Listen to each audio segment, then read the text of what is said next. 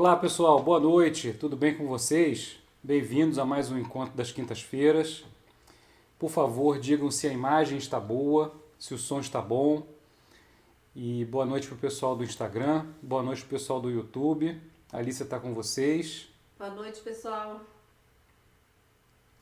Quem está me assistindo pela primeira vez, por favor, digitem o número 1. E quem está chegando pela primeira vez, a live ela fica disponível até amanhã, sexta-feira, às 9 da noite.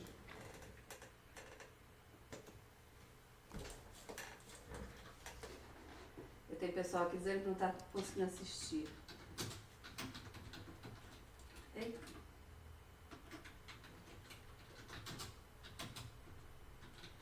Não tá? Não, tá. Pode ver. Tem um monte de gente aqui, primeira vez. Muito. Ah, tá. Que legal. Tá. A gente fez umas modificações aqui nas câmeras, gente. Não sei se a câmera do YouTube está um pouco alta. Tá bom, André. Tá bom. Deixa eu também mexer aqui um pouquinho.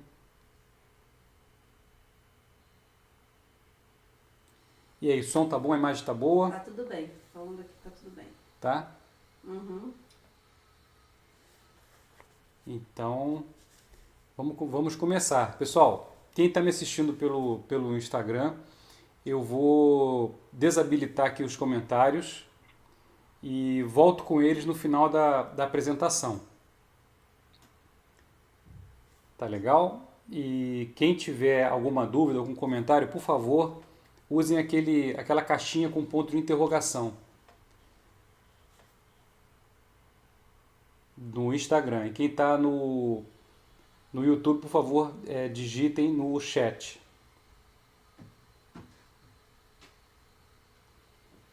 Pronto, desativei os comentários.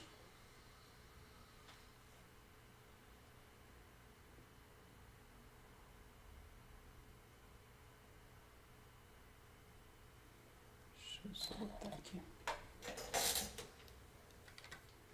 Tô olhando muito para baixo, né?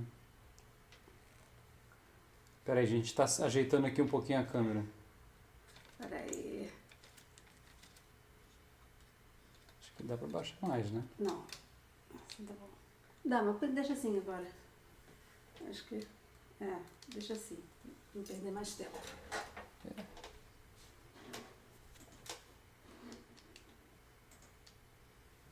Pronto. Bom, vamos melhorar assim. Gente, e como eu já tenho falado desde a semana passada, eu vou dar uma dica muito legal para vocês. Vamos fazer um mini curso online gratuito chamado Como Ver a História da Arte. E ele vai acontecer entre 9 e 15 de julho. E esse mini curso eu acho muito interessante porque eu faço 3 aulas e faço uma apresentação de como eu considero uma maneira diferente de ver a história da arte, não repetindo aquela sequência de estilos que comumente acontece e que deixa as pessoas muitas vezes confusas. Então eu divido a história da arte ocidental em três períodos, em 3 grandes períodos, e na minha opinião essa forma facilita muito o entendimento da história da arte ocidental. Então, para vocês terem noção desse conteúdo, de como eu faço essa divisão histórica, eu fiz isso nesse mini curso, Como Ver a História da Arte, um mini curso online gratuito. E para vocês assistirem, basta vocês se cadastrarem nesse link que está disponível na tela de vocês. Tanto quem está me assistindo pelo YouTube como pelo Instagram. Tá? Então não percam essa oportunidade. No YouTube o link está lá em cima, fixado.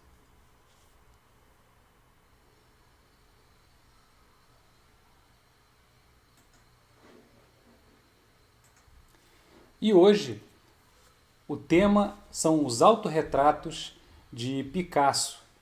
E eu já fiz uma live sobre a história dos autorretratos e também já fiz algumas lives sobre outros artistas que também fizeram muitos autorretratos, como por exemplo Van Gogh. Já falei sobre autorretratos de Van Gogh, Se eu não me engano, também falei sobre autorretratos de Rembrandt.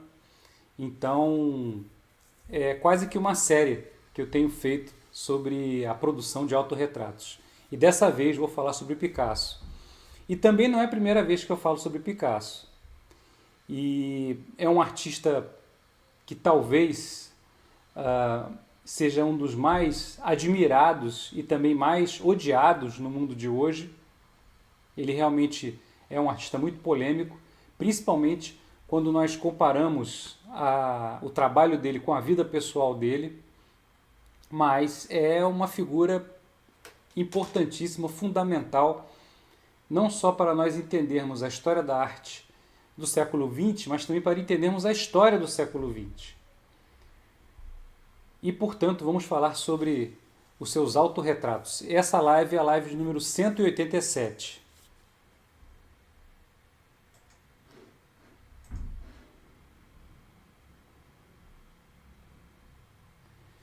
É a live número 187 porque, quem está chegando hoje, eu transmito lives desde fevereiro de 2020. Já são 4 anos transmitindo lives, desde antes da pandemia, inclusive. E, portanto, vamos falar aqui do nosso personagem de hoje, Picasso. Ele nasceu em 1881 e faleceu em 1973. Ele foi um dos mais criativos e produtivos artistas do século XX. Ele nasceu em Málaga, na Espanha, em 1881 e faleceu em Mougins, na França, em 1973. Então, ele teve uma vida muito longa e uma produção artística gigantesca também. Ele foi ceramista, pintor, escultor. Ele, enfim, teve assim teve várias facetas. Ele foi um artista muito diversificado, fotógrafo também, ele tirou fotos, e acho que a característica que mais representa Picasso, na minha opinião, é a criatividade, porque ele tanto foi influenciado por diversos movimentos, como o pós-impressionismo, o expressionismo e o surrealismo, alguns dos movimentos que ele foi influenciado, mas ele também, ao longo da sua carreira, ele passou por diversas fases, como a fase azul, a fase rosa, a fase africana, o cubismo, e a partir de um certo momento da sua carreira, principalmente depois da Segunda Guerra Mundial, o seu trabalho se caracterizou por uma fusão de vários estilos que ele criou ao longo da sua carreira. Então, ele foi passando por diversas fases e a partir de um dado momento ele passou a fundir características de todas essas etapas que ele construiu ao longo da sua vida. E ele produziu autorretratos desde os 15 anos até os 91 anos de idade. Agora, uma informação interessante. Ele não produziu tantos autorretratos assim. Ele produziu cerca de 30 autorretratos, em diversas técnicas, como, por exemplo, não apenas pintura a óleo, mas também lápis crayon, lápis a carvão. E é interessante nós observarmos a técnica que ele utilizou para cada autorretrato, porque eu acho que a técnica que ele utiliza conta um pouco do estilo que ele estava praticando naquele momento. E uma última observação antes de nós analisarmos o trabalho dele. Nós não podemos enxergar o trabalho do Picasso de forma evolutiva. Inclusive, essa maneira evolutiva de ver a arte, ela traz visões equivocadas. E essa visão evolutiva, ela está muito relacionada com aquela visão de progresso muito presente na ciência do século XIX. E essa visão, ela tem como base que sempre há uma evolução, uma ideia de melhora contínua na sociedade e também se isso é relacionado com a obra de um artista, há uma, entre aspas, uma melhora, um desenvolvimento contínuo. E isso para a arte não funciona. Eu acho até que eu cheguei a falar isso na nossa live anterior, que não existe arte melhor nem pior, existe arte diferente. A arte, as manifestações artísticas, elas vão se diferenciando de acordo com o seu tempo, de acordo com a sociedade. Elas mudam, a arte muda. E no caso do Picasso, a arte dele vai mudando ao longo do tempo. Então nós não podemos falar que a arte dele evolui e retrocede, porque é nítido, por exemplo, que ele inicia de modo acadêmico, ele chega ao cubismo e depois ele volta à forma de representar clássica. Então, se nós olharmos o trabalho dele nesse viés evolucionista, nós diríamos que aquela volta à ordem, que é aquele momento que ele volta a se tornar clássico, após o cubismo, seria, entre aspas, um retrocesso. Mas, como eu falei, em arte isso não é adequado falar. A arte apenas muda de acordo com o tempo, muda de acordo com o artista ou com o momento do artista. E o que não falta na carreira do Picasso e na obra do Picasso é mudança. E aí, justamente, eu acho interessante pensarmos o Picasso como um símbolo do próprio século XX, que é uma revolução contínua, que é uma mudança contínua.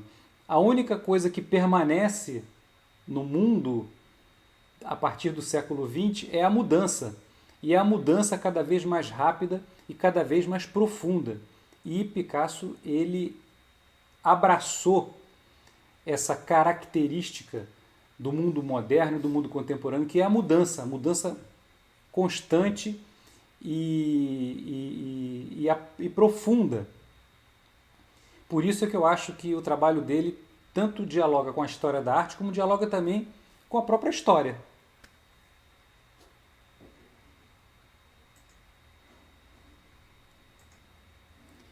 Então começamos aqui com esse autorretrato feito em 1896. O artista tinha 15 anos de idade e esse retrato está no Museu Picasso de Barcelona, na Espanha. Aliás, antes de falar sobre esse autorretrato, eu já falei isso em outras oportunidades, mas na minha opinião, existem museus que mudaram a minha visão, que mudaram a minha vida. E no caso da arte moderna, eu fui entender o que é arte moderna quando eu visitei o Museu Picasso de Barcelona. E eu entendi o que é arte contemporânea quando eu visitei Inhotim, em Minas Gerais. Então, eu sou muito grato aos museus, de uma maneira geral, mas a certos museus em especial, e o Museu Picasso de Barcelona, eu tenho uma gratidão profunda porque eu entendi o que é arte moderna quando eu fui no Museu Picasso de Barcelona, porque é um museu que apresenta as obras do Picasso não apenas de forma cronológica, mas a diversidade de obras apresentadas no Museu Picasso de Barcelona. Eu já fui em outros museus Picasso pelo mundo, eu já fui no Museu Picasso de Paris, por exemplo, mas o Museu Picasso de Barcelona, nós conseguimos entender essas mudanças no estilo dele, em como ele é um artista, ele foi um artista extremamente talentoso, um belíssimo desenhista, um dos maiores desenhistas da história da arte mundial, e que com pouco tempo de estudo, ainda com pouca técnica, ele já dominava a forma de representação que a academia ensinava. Então ele já era um acadêmico com pouco tempo de estudo. E nós conseguimos ver, por exemplo, com esse autorretrato aos 15 anos. Então, aqui ele, com pouco tempo de aprendizagem, ele já dominava, por exemplo, a técnica do claro-escuro, ele já dominava a técnica de representação que nós poderíamos chamar de acadêmica.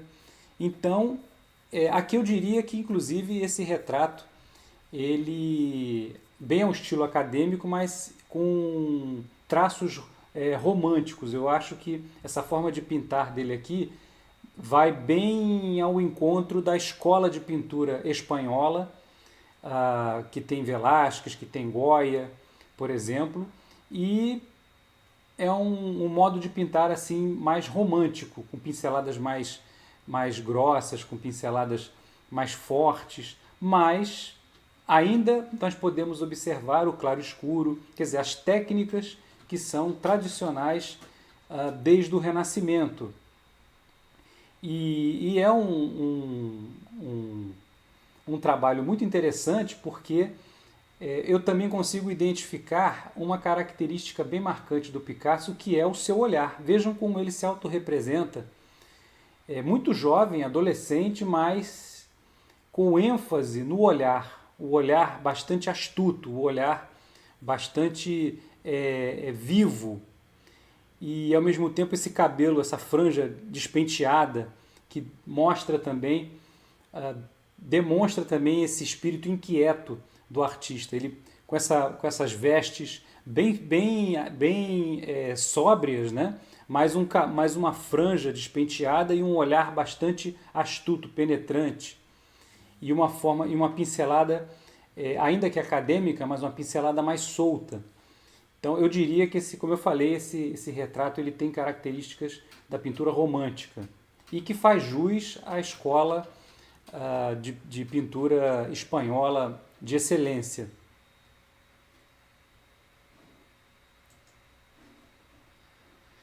Continuando aqui, esse retrato ele fez aos 19 anos, é de 1900. Aí vejam, aqui ele já trabalhou com carvão e giz sobre papel.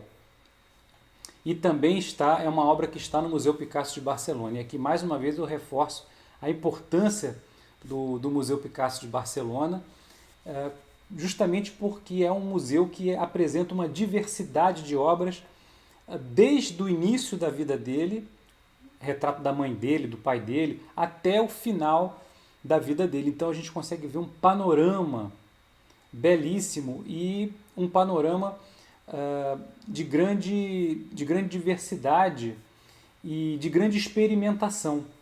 E foi aí que eu entendi como o artista moderno ele buscava justamente se desvencilhar da tradição. Ele buscava desenvolver algo novo perante a tradição. E o trabalho do Picasso é uma constante desconstrução ao longo da sua vida. E aqui, carvão e giz sobre papel, vejam como ele domina o carvão, como ele mais uma vez ressalta o brilho dos olhos, quer dizer, ele tem um olhar penetrante, um olhar que nos atinge, e isso demonstra a sua força, né? A sua força pessoal, sua força criativa. E eu achei interessante como ele faz com o carvão as sombras do rosto, os vincos do rosto dele, né? Ele tem um rosto bem vincado, né? E ao mesmo tempo as sombras são delicadas, né? Olha como ele domina o claro-escuro. E vejam como ele representa as sombras ao redor do rosto dele com traços muito fortes. E aqui, portanto, se a pintura anterior é uma pintura que nós podemos classificar como acadêmica e com pitadas românticas, né? Aqui ele já está flertando com o expressionismo. Eu acho que, principalmente pelos traços que ele faz com o carvão em volta do rosto dele, são elementos bem expressionistas, são traços bem expressionistas.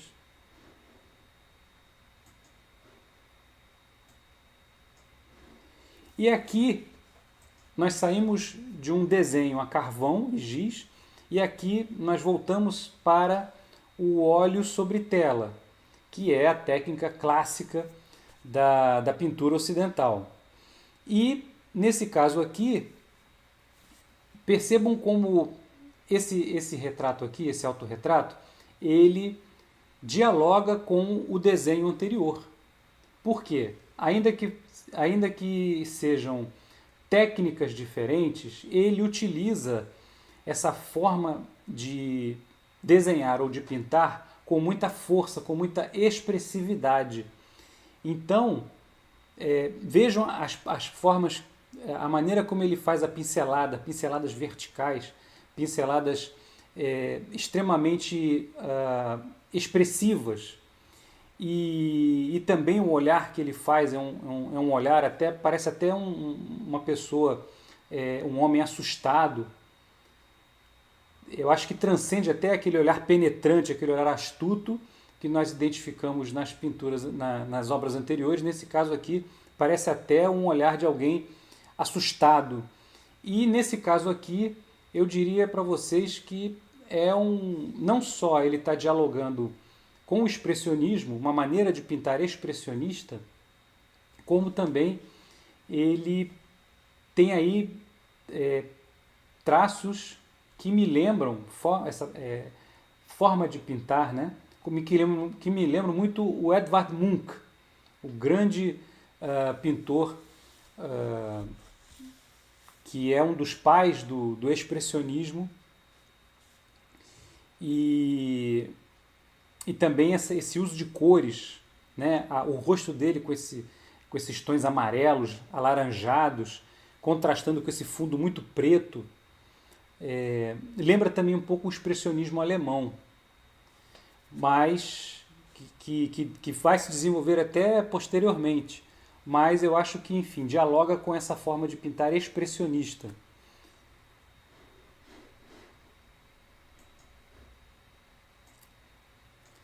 E aqui eu trouxe algumas frases do Picasso, que ele, além de ser um grande pintor, um grande artista, ele também era um grande frasista. E olha essa frase aqui, é uma das mais famosas frases dele, né?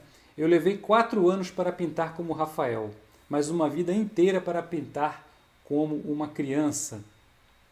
Quer dizer, ele levou 4 anos de aprendizado, digamos, clássico, acadêmico, para chegar a pintar como um Rafael.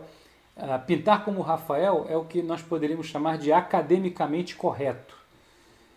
Mas ele passa uma vida toda para pintar como uma criança, ou seja, ele passa uma vida inteira desconstruindo toda essa técnica, toda essa tradição que ele rapidamente absorveu. Porque o interesse dele justamente não era dar continuidade a essa tradição, era o contrário, era desconstruir essa tradição. E a criança, ela é um livro aberto, ela é uma página em branco. A criança, ela é maleável, ela está aberta para o mundo, ela está aberta para as novidades, está aberta para o novo. Então, essa abertura para o novo é que ele passa a exercer ao longo de toda a carreira.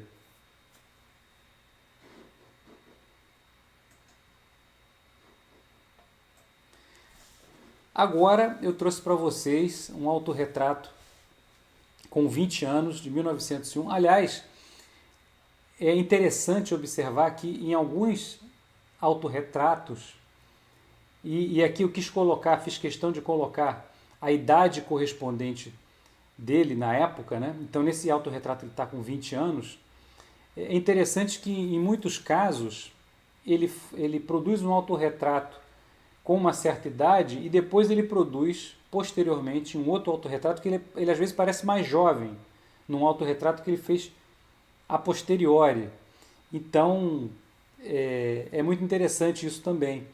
Esse retrato aqui, eu acho que é um retrato belíssimo, né, da chamada fase azul, e é um momento difícil da vida dele. Ele ficou muito traumatizado com a morte de um grande amigo próximo dele, que se suicida, e ele também passa por dificuldades financeiras. Ele, nesse momento, ele está na França, tentando a vida na França, e aí ele passa por momentos muito difíceis. Então a fase azul é caracterizada por dificuldades e também por um momento de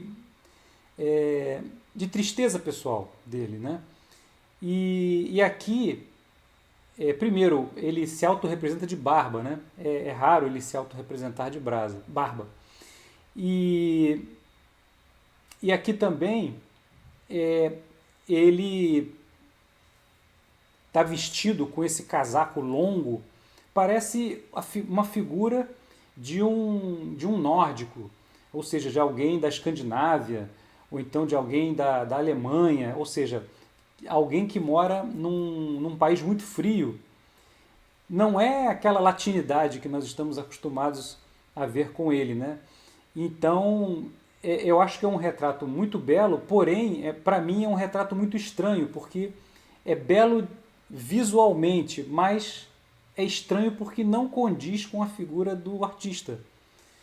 Mas talvez seja condizente com o momento em que ele estava vivendo. Então, tem muitas características estranhas ao que nós vemos do Picasso normalmente, né? E eu também acho que, não sei se vocês concordam comigo, mas o olhar dele nesse autorretrato não me parece um olhar tão vivo, tão brilhante quanto em outros exemplos. Ele ali parece estar assim pensativo, contemplativo. Não é aquele olhar penetrante, né, que nós vemos nos retratos dele, e também nos retratos feitos por outros artistas ou por fotógrafos também.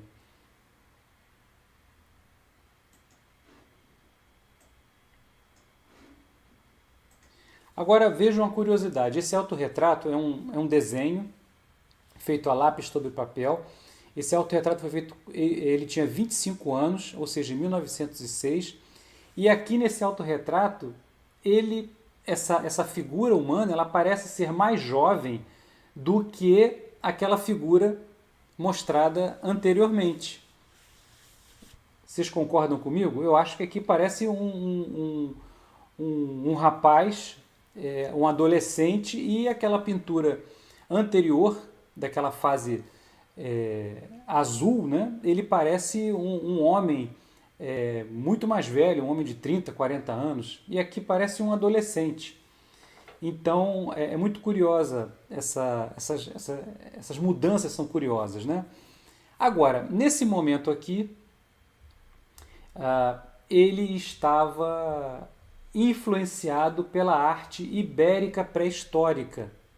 Então, ele já está num momento em que a arte europeia ela deixa de ser a fonte de inspiração principal. Na pintura anterior, daquele retrato azul, ali eu diria que ele estaria influenciado pelo pós-impressionismo. Então vamos lá, ele no início da carreira, ele pintava de forma acadêmica, academicamente correta. Depois ele se influencia pelo pós-impressionismo, pelo expressionismo, mas chega num momento em que ele começa a olhar para outras culturas, e culturas de outras épocas, e culturas muitas vezes não europeias. Nesse caso aqui é uma cultura pré-histórica, ele se influencia pela arte ibérica antiga, que tem estatuetas com a figura humana representada de maneira mais simplificada, e uma característica importante são esses olhos grandes, como vocês podem ver, e as sobrancelhas arredondadas, geometrizadas. Então ele pega essas características, ele chupa, né? Ele era uma esponja. Ele era uma esponja tanto criativa como emocional. Ele absorvia como uma esponja tudo que interessava ele em termos criativos, e ele também absorvia como uma esponja, ele absorvia emocionalmente as suas mulheres. Ele teve várias mulheres ao longo da vida, e ele era alguém que tinha essa característica realmente de tomar conta, né, de se apropriar das mulheres e absorver como uma esponja emocional a vida dessas mulheres, a energia dessas mulheres. Mas enfim, críticas à parte, ele era o personagem, e é muito difícil, eu acho muito difícil, diferenciar, separar a vida e a obra do personagem. As coisas acontecem em conjunto. E esse desenho aqui, ele é um esboço para o quadro que eu vou mostrar a seguir para vocês, que é esse aqui, ó. Autorretrato com paleta aos 25 anos. Então, esse é o resultado, mais uma vez, observando, né, a maneira como ele representa a figura humana simplificada, com olhos grandes. Isso faz parte dos traços da arte que ele estava estudando, que ele estava absorvendo, né, como uma esponja, que é a arte ibérica antiga. E nesse momento aqui, ele também está fazendo pesquisas sobre a arte africana. Então, é aquele momento que ele tenta se desvencilhar da tradição acadêmica greco-romana e em busca de novas influências. Eu acho interessante observar também a paleta de cores. Vejam, cinza, preto, o ocre ou bege. Essa paleta de cores ele vai utilizar depois no cubismo. Então, nada acontece por acaso. Toda essa experimentação dele, ele vai depois voltar a utilizar. E o que eu acho interessante é que ele se autorrepresenta com a paleta, mas não com o pincel. Eu não vi pincel aqui, é só a paleta mesmo. E uma coisa importante, pessoal. Vejam como também aqui ele se autorrepresenta e o fundo, ele não dá profundidade, né? E o fundo cinza chapa, bidimensionaliza, chapa a imagem. Isso vai ser também importante para o cubismo.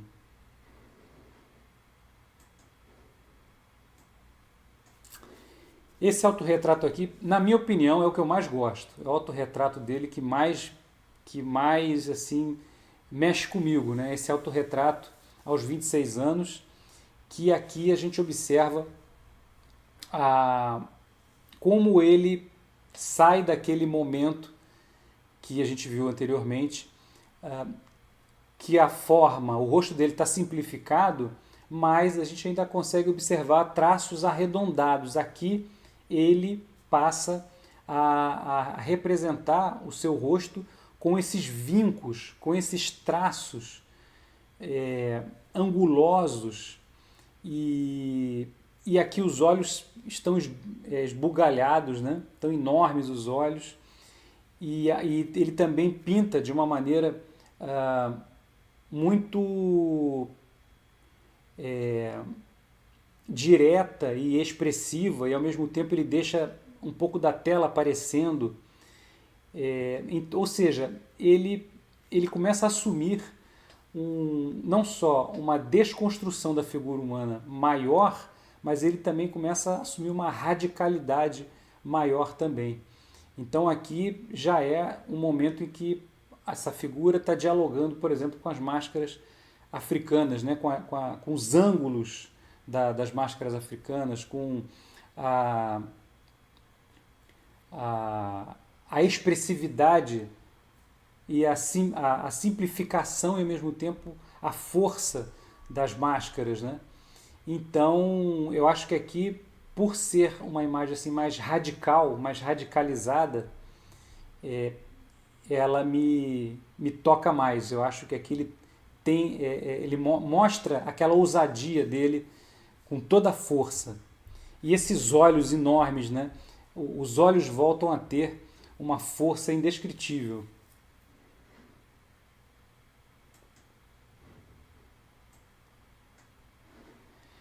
Mas aqui, vejam o porquê de eu começar a nossa live de hoje sobre a questão da evolução. e evolução, retrocesso, quer dizer, essas palavras não são adequadas para nós estudarmos a arte e o trabalho do Picasso menos ainda, porque o trabalho dele muda. Então, nesse caso aqui, esse autorretrato de 1917, com 36 anos, ele já passou do cubismo, já passou daquela transformação, daquela radicalidade do cubismo, e é um momento que ele, principalmente ali no final da Primeira Guerra e após a Primeira Guerra Mundial, ele retoma o modo de representar clássico. Inclusive é uma fase que os historiadores chamam de volta à ordem. Então, nesse caso aqui, ele se autorrepresenta com traços muito delicados e é um desenho que volta a ser clássico, volta a ter características clássicas, e muitos, de maneira completamente errônea e preconceituosa, muitos dizem que Picasso não sabia desenhar. Mas vejam o absurdo. Primeiro, se você chama não saber desenhar, na prática, não saber desenhar a moda clássica, esse retrato aqui em lápis mostra exatamente como ele dominava o modo de representação clássico, o modo de representação acadêmico, como eu mostrei na primeira pintura. Então ele era clássico quando ele queria, ele era pré-histórico quando ele queria, ele era africano quando ele queria, ele era pós-impressionista quando ele queria. Quer dizer, ele era alguém que mudava de acordo com as suas intenções artísticas. E isso nós temos que entender. Então, o propósito dele é ser uma revolução permanente. Ele é alguém que produz uma arte que se revoluciona e que muda o tempo inteiro. E aqui eu trouxe para vocês também, depois dessa imagem eu vou mostrar outra citação dele que eu acho bem interessante. Nesse caso aqui, é o artista diante da tela com 57 anos, esse trabalho é de 1938, um carvão e lápis sobre tela. Nesse caso aqui, é um desenho que já demonstra aquele momento da maturidade do artista, em que ele faz uso de vários estilos passados e muitas vezes ele faz uma mescla desses estilos passados.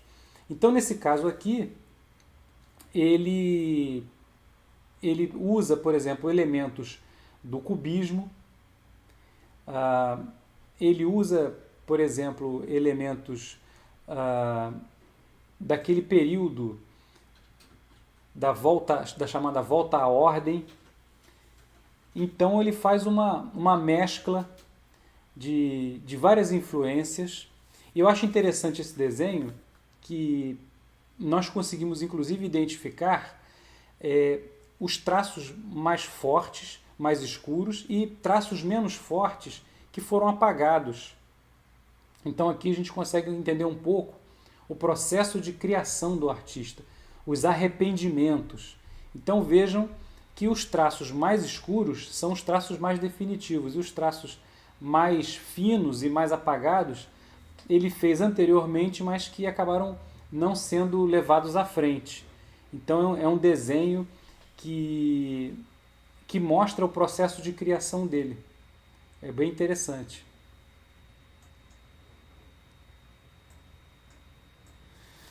E aqui, essa frase, também eu acho maravilhosa, que ele diz o seguinte: o mundo hoje não faz sentido, então por que eu deveria pintar quadros que fizessem sentido? E eu acho que essa frase aqui dialoga perfeitamente com o que Marcel Duchamp, por exemplo, defendia, e com o dadaísmo, de uma maneira geral. O dadaísmo, ele foi um movimento artístico que era um movimento contracultural, é um movimento que justamente criticava a a arte e a razão, tal como era estabelecida, por causa da guerra, da Grande Guerra, da Primeira Grande Guerra. Então, se o homem era capaz de produzir guerra, de matar em grande escala, de produzir máquinas de guerra cada vez mais sofisticadas, como até hoje, né? Então, os artistas dadaístas, eles se voltavam contra contra o absurdo da guerra e produzindo uma arte absurda também. Então, o absurdo da arte é feito para criticar o absurdo da guerra e o absurdo do homem dito racional, produzindo aquelas tragédias todas e, enfim, aquela destruição toda.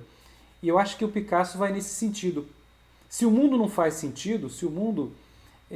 até hoje, né, nós estamos vendo guerras terríveis, negacionismo das mudanças climáticas, do aquecimento global, negacionismo da ciência, de vacinas. Quer dizer, até hoje, em muitos aspectos, o mundo não faz o menor sentido. Como nós estamos em pleno século XXI, ainda temos que fazer campanha para conscientizar pessoas a tomar vacinas. Quer dizer, são coisas inimagináveis há pouco tempo atrás. E aí por que o Picasso deveria pintar quadros que fizessem sentido? Quer dizer, o Picasso ele era um contestador por excelência.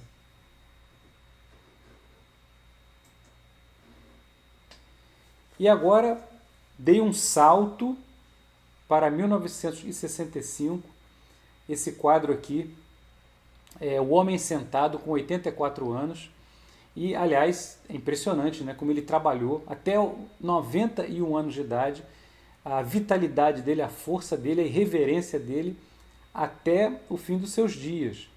Agora, eu queria mostrar para vocês como ele era, como ele tinha uma técnica impressionante. No desenho anterior, vocês observaram, né, como ele dominava o desenho. E nesse caso aqui, é uma pintura que ele estrutura a figura humana apenas com pinceladas. Ou seja, o nariz ele faz com uma pincelada vermelha, a barba ele faz com pequenas pinceladas pretas.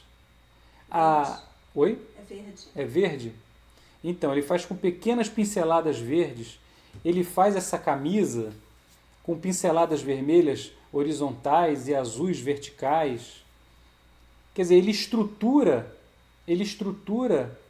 a imagem desenhando com pincel, com pinceladas. Então, olha a técnica que ele tinha, né? E ele usava, como eu falei, e aqui é um óleo sobre tela, né? Ele usava a técnica de acordo com a sua vontade, de acordo com os seus objetivos.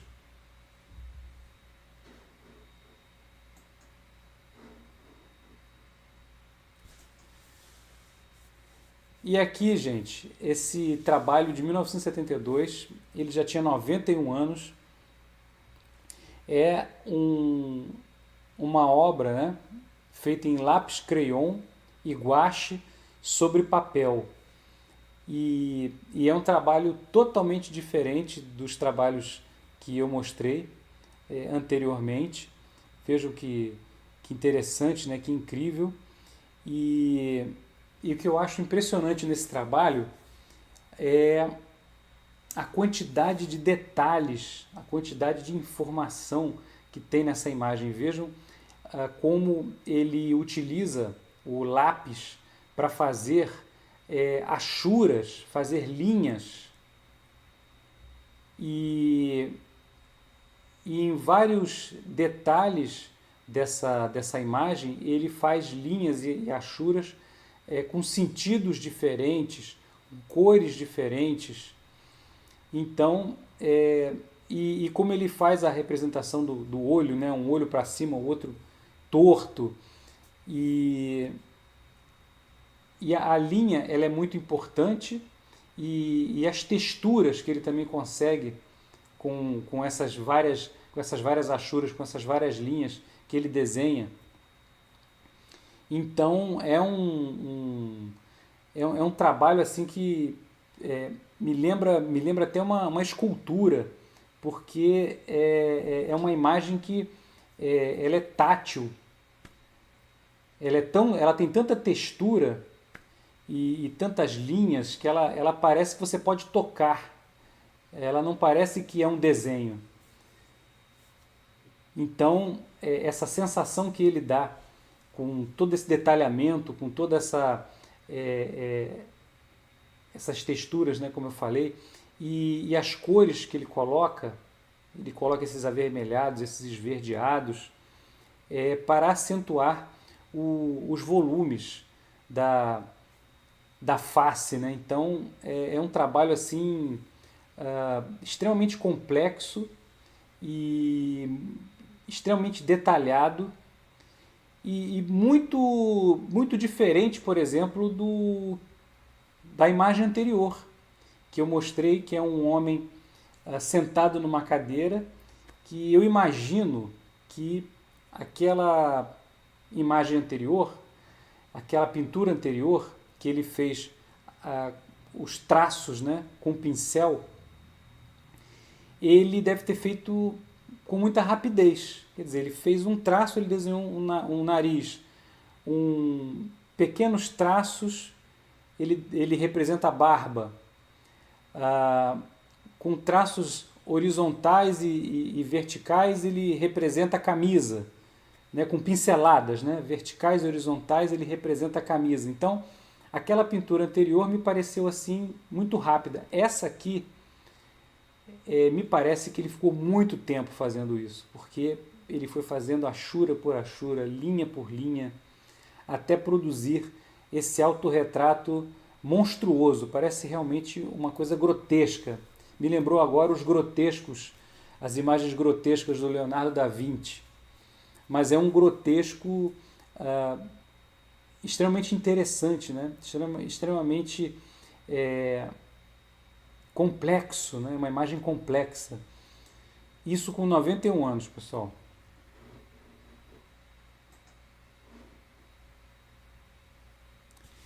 E aqui um último autorretrato, considerado o último autorretrato que ele fez, com 91 anos, e é um autorretrato encarando a morte.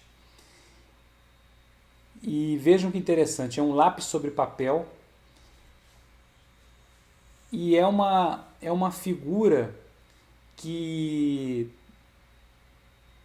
tanto traz uma simplicidade, né, porque é uma figura meio amorfa, como vocês podem ver, o rosto, né, a cabeça é meio torta, meio amorfa, né, mas vejam como ele também capricha nas sombras, também com achuras, como ele capricha nessas sombras, ele cria esses volumes dessa figura, né, dessa criatura, com essas achuras de lápis, ele cria essas sombras e cria os volumes.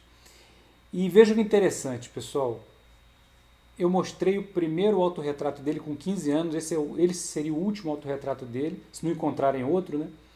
Com 91 anos, e o elemento que se repete do início ao fim são esses olhos grandes, né? Esses olhos que são a característica marcante desses autorretratos e também do rosto do Picasso, né? Os olhos vibrantes, os olhos criativos. Quer dizer, os olhos abertos, esbugalhados, muitas vezes, né, estão presentes desde o princípio até o final da vida dele, que demonstram esse caráter irrequieto, esse caráter indomável do Picasso, né? Os olhos esbugalhados, os olhos expressivos dizem tudo sobre a sua personalidade e também sobre a sua maneira de pintar, a sua maneira de produzir arte. E eu acho que essa frase aqui também é muito boa, né? Nós não envelhecemos, nós amadurecemos. E com essa frase do Picasso, que eu acho muito boa, nós encerramos aqui essa live sobre os seus autorretratos, que eu acho que dizem bastante sobre a maneira dele pensar a arte, sobre a maneira dele produzir arte, e que fazem na minha opinião, essa apresentação, ela nos faz pensar as nossas próprias concepções do que é arte e do que não seria arte. Então, essa diversidade que nós vemos do Picasso, pelos seus autorretratos, que foi a diversidade que eu vi lá no Museu Picasso de Barcelona, mostram que a arte não tem limites e que a arte do século XX foi uma eterna revolução.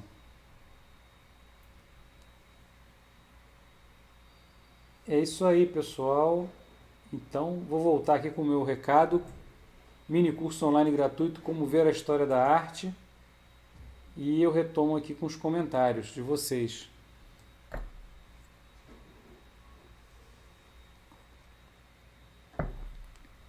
Deixa eu ver aqui quem tá falando.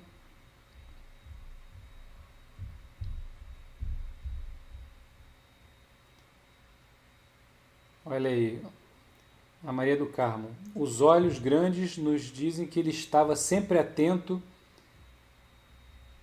às modificações de sua experiência de vida. Essa foi a pergunta dela, né? Olha, eu acho que os olhos são a janela da alma, né? Como se diz popularmente, né? Então, eu acho que os olhos denunciam a forma irrequieta e irreverente de ver o mundo que ele tinha, né? E a Josane fala assim, também é o meu autorretrato favorito, tem aqueles traços pretos bem marcados. Aquele autorretrato que eu mostrei me lembra muito as estilogravuras. Pensei nisso agora, né? Parece uma estilogravura.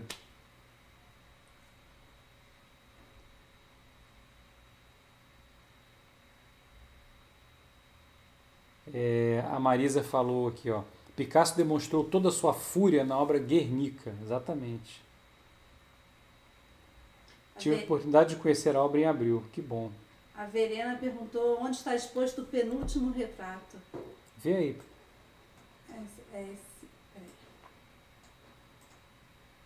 É coleção particular. Não está exposto, né? Não está exposto. Mais alguma pergunta aí do pessoal? A Marina perguntou quais foram os movimentos da arte que ele passou. Bom, como eu falei, né? Ele foi influenciado pelo expressionismo, pelo pós-impressionismo, pelo surrealismo. Eu acabei não colocando, mas o surrealismo também foi importante para ele. E ele desenvolveu o cubismo, né? Ele criou o cubismo com o Braque, né? E depois, no final da carreira dele, nas últimas décadas, ele fez uma miscelânea de tudo isso. A Milagros falou que Guernica daria uma live. Você já fez, né? Eu já fiz. Eu já fiz uma live sobre Guernica, inclusive para comemorar os 80 anos de Guernica, né? Acho que foi. E estão perguntando se vai ficar gravada. A live fica disponível até amanhã, às 9 horas, e ela fica gravada na nossa assinatura Temas da Arte. Às 9 horas da noite, tá, gente? 24 horas. A Deise está perguntando se ele teve fase rosa. Sim, também teve a fase rosa. Eu não coloquei não no início? Quando eu falei da vida dele? Não, já passou. Botou. Botei fase azul, fase rosa, africana, cubista. Talvez ela tenha chegado depois. Peraí que tá passando rápido agora. O Ricardo falou, o olhar demonstra a forma inquieta de ver a sociedade da época. O olhar mostra a maneira dele ver a vida, né? Dele ver tudo de forma inquieta, né? O Fábio perguntou, o autorretrato de 1991 não seria uma síntese de todas as fases que ele seguiu? Olha, eu não sei, isso é uma questão. mas eu acho que cada obra que ele fazia, ele se reinventava. Ele não tinha essa preocupação teórica. Eu acho que ele estava sempre em busca de fazer algo novo, novo, novo, novo. É a revolução permanente. Ele encarnou esse espírito do século XX, que é a revolução permanente. E agora, na pós-modernidade, não só nós estamos vivendo ainda essa revolução permanente, essa mudança permanente, mas de forma ainda mais dramática, com a velocidade cada vez maior. Tá passando rápido aqui. O Heraldo perguntou como Picasso resistiu e atravessou o franquismo. Ele resistiu porque ele estava na França, né? Ele ficou na França e ele lutou com a oposição, né? E ele resistiu porque ele ficou na França. Ele não estava na Espanha. Se alguém quiser, estão perguntando sobre as fases, tem um vídeo que você fez sobre o Picasso, né, no YouTube. Procurem lá no YouTube. Você fala que ele não foi somente cubista. Exatamente. O título do vídeo era esse, né? O Picasso é cubista, né? O título do vídeo. Quem quiser procurar no canal do YouTube tem esse vídeo. Isso. O Sérgio perguntou se na fase cubista ele bebeu na fonte de Cézanne. Claro, totalmente. Ele, como eu falei, né, o pós-impressionismo foi um dos movimentos que o influenciou. Quem era pós-impressionista, né? O Gauguin, o Van Gogh e o Cézanne, ele era impressionista, cronologicamente falando, mas esteticamente falando, ele era pós-impressionista. Acho que é isso. Então tá. E semana que vem, né, terça-feira, começa o minicurso. Isso, minicurso dia 9. Vamos liberar a primeira aula. Ela é gravada, então não tem horário certo para assistir. Pode assistir. Sim, ela vai ser liberada, vocês podem assistir na hora que vocês quiserem. Isso, e até o dia 15 de julho. Aí na terça-feira sai a aula 1, na quinta-feira sai a aula 2 e no sábado sai a aula 3. É isso aí. Todas ficam disponíveis por uma semana. Tá bom. Então, quem não se inscreveu ainda, clica ali em cima no YouTube ou vai na bio do Instagram, tem o link para se inscrever no minicurso. Certo? É isso aí, gente. Então eu vou encerrando por aqui. Um abraço, espero que vocês tenham gostado. A Rosa tá perguntando, tá falando para dar like. Não esqueça de dar um like aqui. É bom, né, gente? Dá um like. Eu nunca lembro de pedir like para você. Eu nunca lembro. Compartilhem. Deem um like se vocês gostarem, óbvio, né? Gente, então é isso. Boa noite, fiquem bem e até a próxima. Tchau, pessoal. Até semana que vem, né? Quinta-feira tem outra live. Quinta-feira temos outra live. Boa noite.